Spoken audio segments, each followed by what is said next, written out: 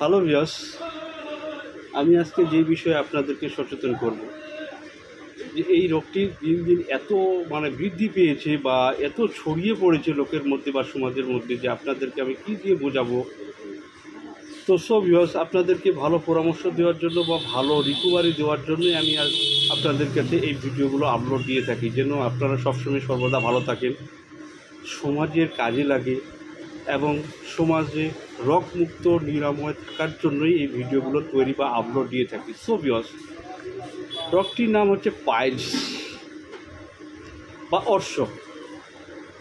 এই পাইলস বা অর্শ বা ভগন্দর কেন হয় বা কী কারণে হয় বা এর উৎপত্তি কোথা থেকে সৃষ্টি হয় সেই বিষয়ে আজকে আপনাদেরকে পরামর্শ দেওয়ার জন্য এই টিপসটি বা ব্লগটি বা ভিডিওটি তৈরি করছি। সো ভিউয়ার্স, এটি মারাত্মক রোগ বা ব্যাধি। এই রোগে যে আক্রান্ত হয়েছে তার জিন্দেগি হারাম হয়ে গেছে।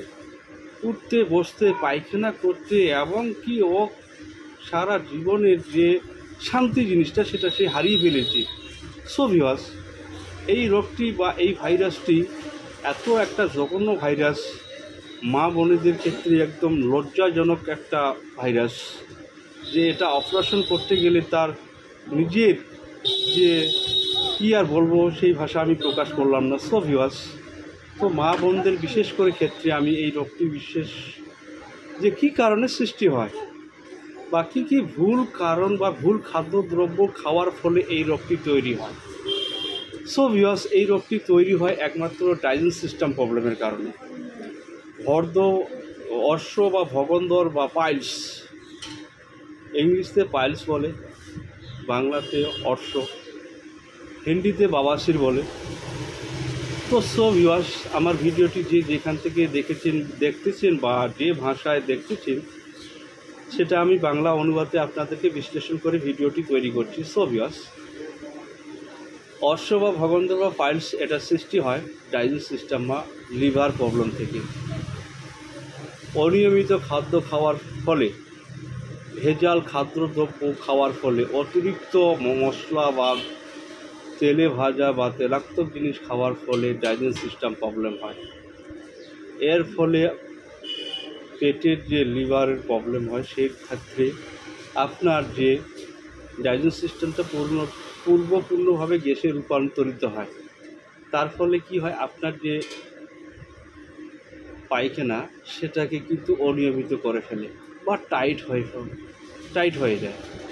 সেক্ষেত্রে কি হয়, সেক্ষেত্রে আপনার পায়খানা দ্বার দিয়ে কিন্তু পায়খানা বা মল ত্যাগ করতে গেলে খুব টাইট হওয়ার ফলে কষ্ট বা যন্ত্রণা হয়। সেক্ষেত্রে কি হয়, জিনিসটা চিড়ে যায় বা ফেটে যায়।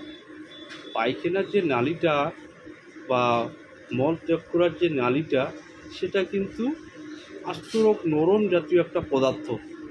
এই পদার্থ এত নরম জাতীয় পদার্থ। এই পদার্থ কি, পায়খানা যখন আপনি করবেন তখন পায়খানা অতিরিক্ত টাইট হওয়ার ক্ষেত্রে কিন্তু পায়খানার দাঁতটা চিড়ে যায় বা ফেটে যায় বা ফুলে যায়। সেক্ষেত্রে কি হয়, ঘা সৃষ্টি হয়। সেখান থেকে ঘা হয়ে চিড়ে গিয়ে বা ফেটে গিয়ে রক্ত বের হয়। সেখান থেকে কিন্তু অর্শ বা ভগন্দর রোগটা সৃষ্টি হয়। এক নম্বর হচ্ছে ভেজাল দ্রব্য খাওয়ার ফলে, অতিরিক্ত তেল মশলা জাতীয় খাবার খেলে লিভারের ডাইজেস্ট সিস্টেম প্রবলেম হয়। সেই ক্ষেত্রে কিন্তু আপনার অর্শ রোগ সৃষ্টি হয়।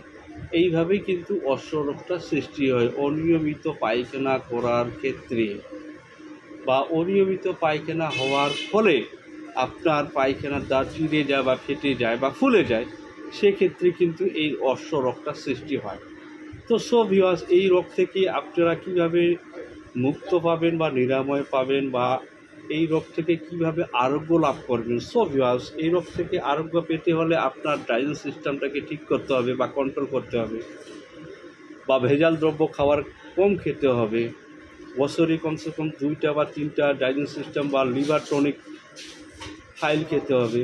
বছরে 2টা কৃমির ট্যাবলেট খেতে হবে। সেক্ষেত্রে আপনার এই ইনফেকশনগুলো থেকে আপনি মুক্ত থাকবেন এবং নিজের ডায়েট ইঞ্জিন, লিভার ইঞ্জিন ঠিক থাকলে সব কিছু ঠিক থাকবে। সো ভিউয়ার্স, আজকের ভিডিওটি আপনারা বিস্তারিত জানলেন যে অর্শ রোগ বা পাইলস বা অগন্ধর কী কারণে হয় বা কেন হয়, সেই বিষয়ে কিছু বিস্তারিত তথ্য আপনাদেরকে আমি জানালাম। আপনারা সঠিক নিয়মে সঠিক খাবার সেবন করবেন, ভেজাল দ্রব্য খাবার কম খাবেন। সো ভিউয়ার্স, এর কার্যকারিতা বা এর গুণাগণিতা আপনারা শুনলেন।